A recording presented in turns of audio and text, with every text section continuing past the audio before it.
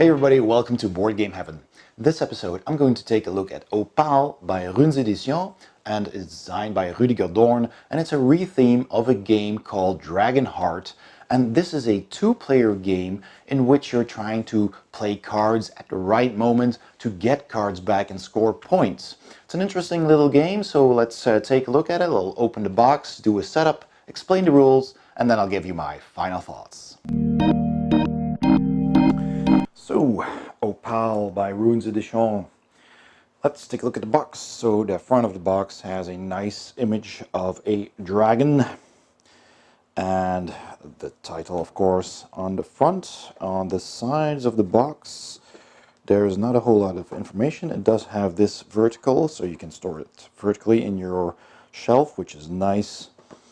And it does say here it's for 2 players ages 8 and up in about 20 minutes. So on the back of the box it tells you a little bit about the game in French and English, and it shows you basically the board and some of the cards. So let's open up the box and see what's inside.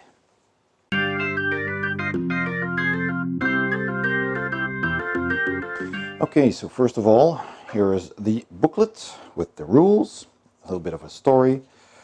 It's in French and English. The setup of the game, the game turn and how that works, all the different cards, and the end of the game. So it's barely any rules at all. It's basically the different cards and what they do and how that works, and yeah, the different icons, what they mean as well. So that's very short and easy to learn. Here is the board. So this is a small board that you just fold out and has spots for all the cards, and the arrows kind of point how they interact with each other. So it's a very nice piece of artwork of an underwater city here with underwater creatures. So that looks really cool. Alright, and the back is just blank. So you can fold it up like that again. Fits in a compact box. There's one punch board with these tokens and a standee, double-sided.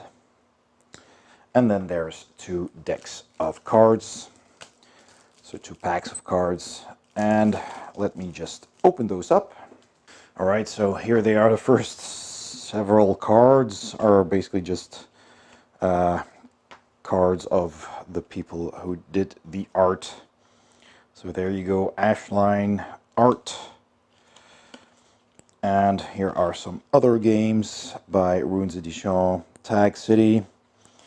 There's Lindisfarne, which I also did a review of. Blackwood, also did a review of that. This is a card game called Harold, and this is also for Harold. There's a digital edition and a card game for that, and the Runes Edition card. So plenty of those. They had plenty of room left apparently to print those. So then you have a whole bunch of these cards with the black or the dark blue backs, and cards with the light blue backs. So these have characters on them with numbers, different numbers there. So you can see, and they have different art, and the art corresponds with the spots on the board. So certain cards go in certain spots. There's the dragon. So we have those. All right. So these are those cards, and the light cards here also have characters on them. So they're the same. All right. So 1 stack for each player. All right, let's set up a game. To set up Opale, you simply place the board in the center of the table. You take the petrified dragon standee and place it next to the board, and then each player takes one of these decks, shuffles it, and draws 5 cards. And if you want to play with advanced rules, hand each player these 5 shell tokens, and then you're ready to play. Determine a first player, and then that player takes their 5 cards in their hand, and these cards have different images on them and different numbers. So the numbers in the left and right corners are the points that you can score with these cards, and the numbers in the middle indicate how many of those cards are in the deck.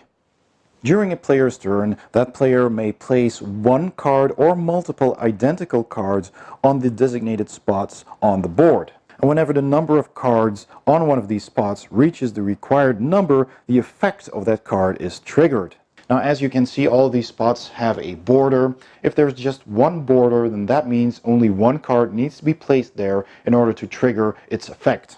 If a spot has multiple borders, then that many cards need to be placed there in order for that effect to take place. So for example, with this hand, I could place one card over here and then trigger that effect if there is a card here. So these arrows indicate which card affects which other card. So had there been a card here, then placing this card over here would trigger its effect, and then I would be able to take that card, and those points would be mine. I just take those cards and turn them face down on my side of the board. So for example, if the other player would then play 2 of these cards on this spot, it would trigger this card's ability, and I could either take a card here or a card here. So this card is worth 3 points, and I could take that card. If there were multiple cards here, I would take them all. So that player scores those points. So let's explain all of these effects. This is the Octopus Hunter, and the player who places the 3rd Octopus Hunter on this spot takes all the coral dragons over here on the board. And these 3 cards are then placed on this spot underneath this city. Placing 1 or more coral dragon cards over here allows the player to take all the Mother of Pearl treasure cards on the board. The Mother of Pearl card does not trigger any effects. Placing 1 or more Sorcerers of the Abyss cards on this spot allows the player to either take all of these cards, the Mother of Pearl, or any Petrified Dragon cards if there are any. Now, if there are any of these Petrified Dragon cards and you take them with the Sorceress, then you take all of these cards and the standee. And that standee indicates that you may have 6 cards on your hand instead of 5. Whenever the other player also takes again one of these Petrified Dragon cards, and then he takes this from the other player, and then he can take an extra card, and the other player must randomly discard one of their cards from their hand. But you place that card on top of your deck. Placing a Petrified Dragon card also does not trigger a card, just like the Mother of Pearl. Placing 1 or more Lava Golem cards allows the player to take all the Sorceress of the Abyss cards on the board. This is the Turtle Rider, and the player who places the 2nd Turtle Rider on the board can take either all the Lava Golem cards or all the Sorceress of the Abyss cards. And just like the Octopus Hunter, whenever this spot is full, then these are placed underneath the city.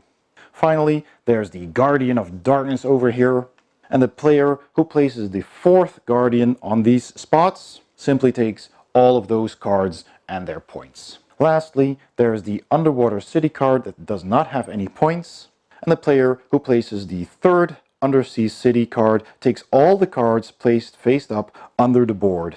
Then you take those 3 cards and place them in a pile next to the board, and the game ends whenever the 3rd pile of 3 cards is made. So once again, you can play any number of cards on any of these spots, but once the required number is met, then that card triggers. The game can also end when a player cannot complete their hand.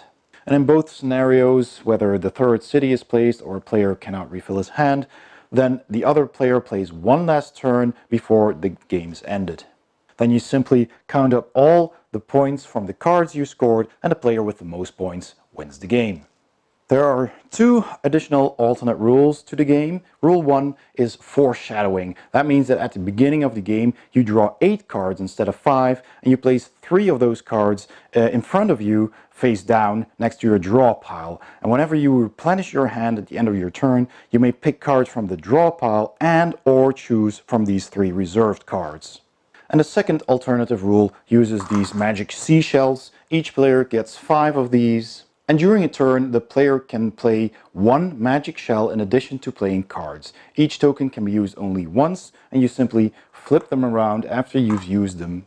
And what they do is that this one lets you take another turn immediately after you play a turn. This one lets you play cards on 2 different spots.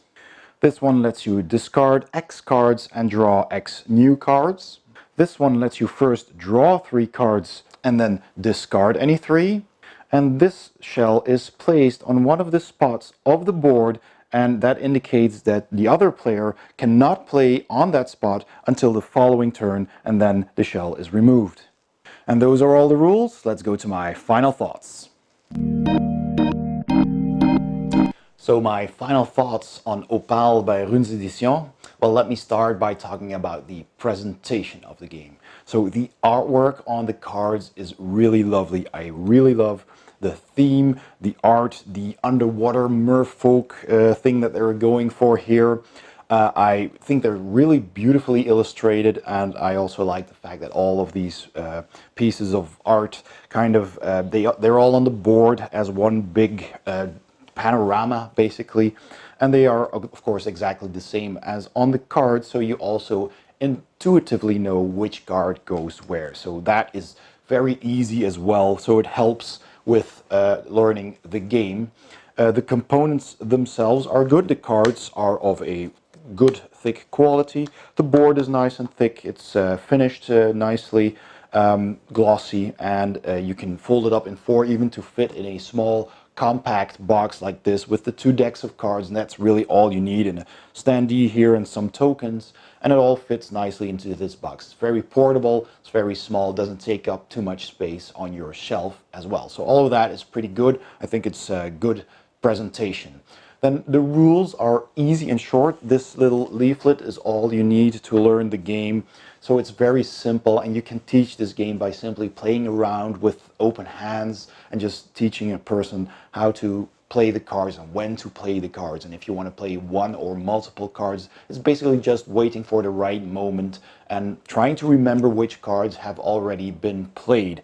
And as you have seen, the cards have their values printed on them clearly on both sides, so you can fan them in this direction or in this direction, which is nice for left-handed people. And it has the number of times the card is in the deck printed in the middle as well, so that helps you remember how many times you might still encounter that card. So that's nice too. It also has some extra rules which I like. One is that you can have 3 extra cards out that you can choose from, and one is the extra rule with these shell tokens that each player has, and so then each player has 5 special actions that they can take once during the game. So that's a little extra something to spice up the game, which is different from the Dragonheart predecessor of Opale. So that's a nice little extra as well. The gameplay itself is very quick, it plays in about 15 to 30 minutes, so it doesn't overstay its welcome. You'd sooner be wanting to play another game again after you've finished one. You're likely to say, okay, let's do another game, and or 2 best out of 3 even, so that's a good point as well. It is 2 players only, but if you are looking for a fun 2-player card game that plays quickly, then this is certainly a game I would recommend checking out. Now, the theme itself, while it's visually very appealing, doesn't really matter for this game. There is no real connection between the gameplay and the theme. It could have been anything, so I don't feel it's not important. There is a little bit of a backstory to the theme in the booklet, but it's just basically, it's a little bit of fluff text, and it's not important. Having said that, I don't think it should be important for this game. It don't really matters to me that there is just a theme slapped on to this game, because it is in essence just a quick 2-player card game, and that has 9 different cards with different values, and you're just trying to score as many cards as you want. So while it has a theme, it's just to make it visually appealing. But in my personal opinion, that's fine.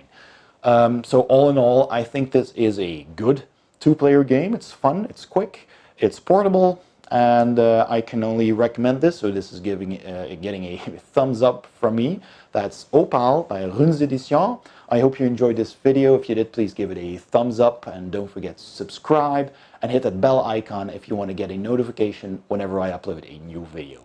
Thanks for watching, and I'll see you next time on Board Game Heaven.